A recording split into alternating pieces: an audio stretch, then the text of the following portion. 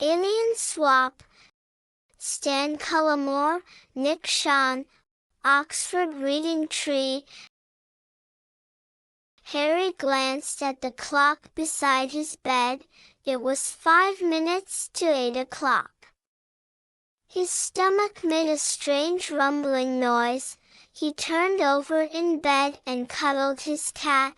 "Freddie, Freddie, I'm starving," he grumbled. "I should have eaten more of my tea." He pulled a face, but I couldn't. It was all covered in disgusting, smelly cabbage. Yuck! It looked like green sludge and Suddenly Harry stopped. He could hear a strange noise. It sounded like someone humming. It was coming from outside. He turned to look at the window. "What was that, Freddie?" He frowned. "It wasn't my stomach, that's for sure."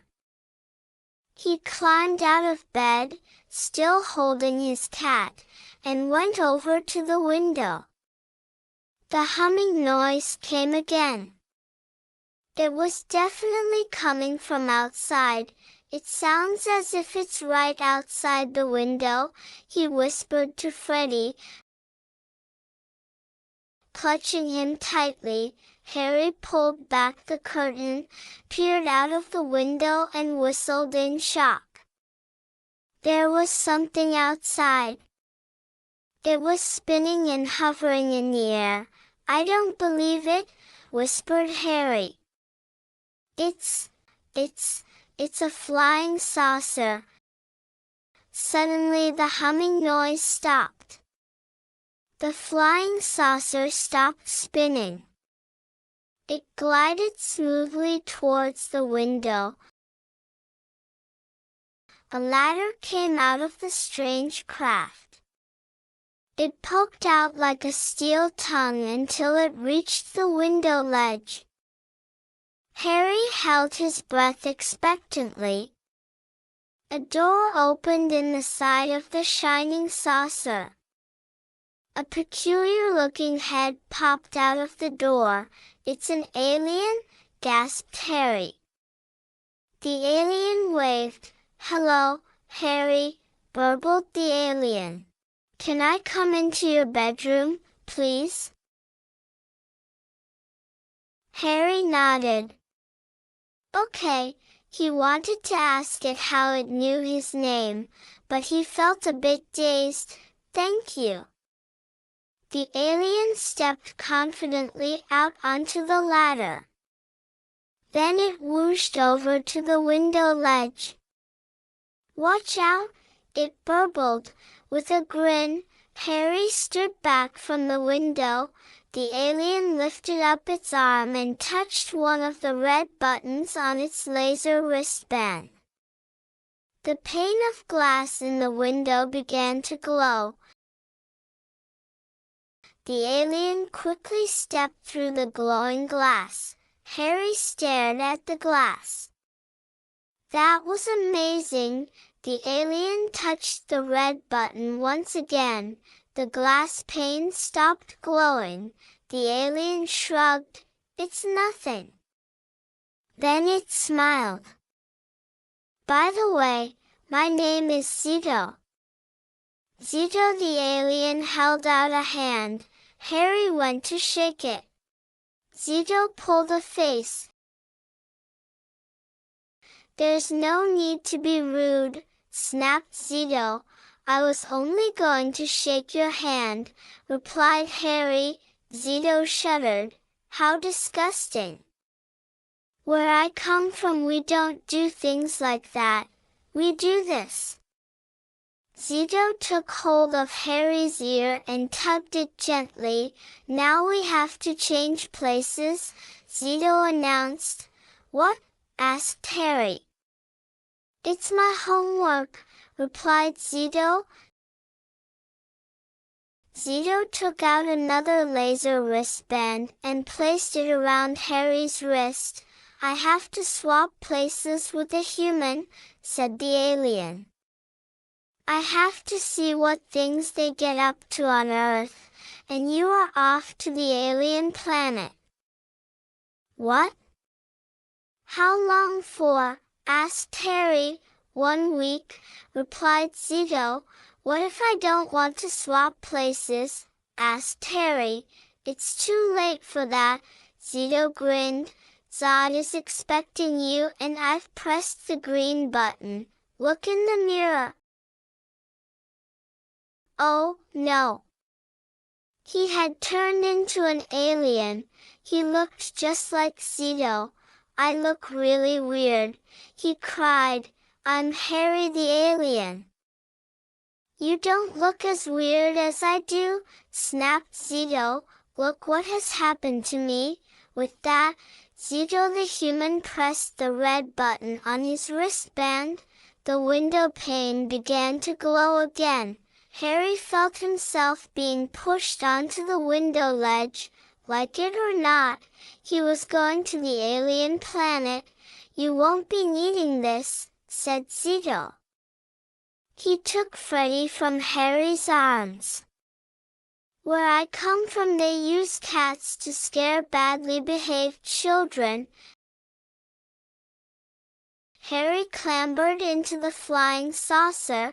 The door closed behind him with a hiss and he sat down. A computer screen in front of him flashed up. Destination, alien planet, enjoy your trip. Yeah, thanks, muttered Harry as it set off. The flying saucer flew past the moon and the stars. But it kept on going. It flew deep into space. Harry meanwhile was deep in thought, wondering what surprises were in store on the alien planet. At long last the flying saucer stopped. The door swooshed open. Harry peered outside. What on earth is going on? He wondered aloud. An alien was coming towards him dragging a dustbin. This isn't Earth, said the alien. It's the alien planet. So I see, said Harry weakly as he was whooshed down to the ground on a jet of air. You must be Harry. I've been waiting for you. I'm going to be your teacher for this week. My name is Zod. But you can call me Mr. Daft. Mr. Daft? Here. Okay, Mr. Daft. Harry grinned. Now then, Harry. Are you hungry? Shall we get you some tasty alien food? Yes, please, I'm starved. Harry stopped in mid-sentence as he wondered what tasty alien food might be exactly. Well, I mean, I am a little peckish, he admitted. Can you tell me where I can find a cafe? I've got a better idea, replied Mr. Daft. Why don't I take you there? Okay then, Harry smiled. Well, as an extra special treat, I'll let you ride in the bin, said Mr. Daft. In you get. So Harry climbed into the bin. Air, thanks, I suppose, he muttered. So on day 1 of his time on the alien planet, Mr. Daft took Harry to a space cafe. It was full of aliens of all shapes and sizes. Here you are, said Mr. Daft, handing Harry a huge plate of sweets. Enjoy? I certainly will.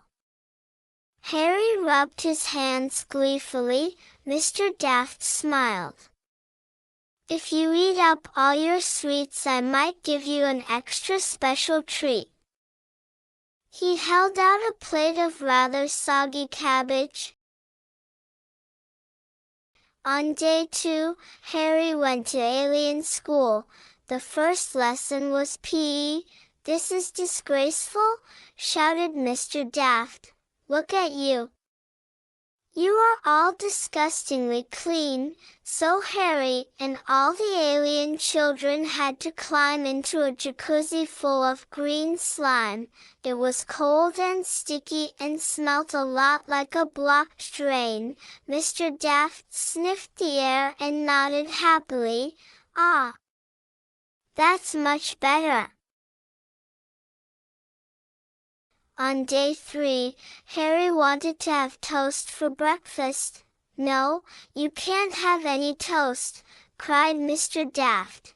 "You can't have any silly snacks until you've eaten up all your sweets." Harry groaned. "I'm getting sick of eating sweets." Mr. Daft sighed. "I know, they are a trifle unpleasant, aren't they? How about a little piece of cabbage to make them taste nicer?" On day 4, there was a school trip to a lunar space park. Harry thought it was fantastic. The first thing they did was to have a game of flying, off-the-ground tig. But for some reason the alien children were all extremely bored. "Don't worry," said Mr. Daft. "You don't have to play in the park all day. This afternoon, as a special treat, you will all be allowed to return to school. Then you can learn your times tables." The alien children all cheered. Hooray! On day 5, Harry had a school dinner. "Oh, no," he groaned. Not again! The dinner lady had given him a huge helping of sweets. "I never thought that I would get bored with eating sweets," moaned Harry. He had an idea. "Have you got any soggy cabbage?" he asked hopefully. The dinner lady shook her head. On day 6, Mr. Daft asked Harry how he was feeling. "I feel fine," replied Harry. In fact, he had a slight toothache, but he certainly wasn't going to mention that. "Fine, you say?" "Oh, dear," frowned Mr. Daft. "I think I ought to take you to the alien doctor." "Why?" asked Harry. "I'm not ill. We aliens don't go and see the doctor when we are ill," laughed Mr. Daft. "We go and see the doctor when we are feeling fine." On day 7, Mr. Daft sat Harry down. "Well, Harry, today you have to make a decision. You can stay here on the alien planet and eat up all these sweets." Harry shook his head. "Or you can go back to Earth," added Mr. Daft. "Back to Earth, please," said Harry, quickly. So Mr. Daft put Harry back in the flying saucer. As he sat down, the computer screen flashed. "Destination, Planet Earth. Enjoy your trip." "Yes." "Thank you," cheered Harry as he was sent on his way. When Harry the alien got back to Earth, Zito the human was waiting for him. "You live on a very strange planet," said Zito the human. "Not as strange as yours," said Harry the alien. Zito the human shivered. "I can't wait to get back to my old shape." "Nor can I," agreed Harry the alien. They both smiled. Then they pressed the green buttons on their laser wristbands. Slowly, they both began to change into their old shapes. "That's better," sighed Harry the human. "Much, much better," added Zito the alien. Without another word, Zito ran into his flying saucer. The door hissed closed and he flew away.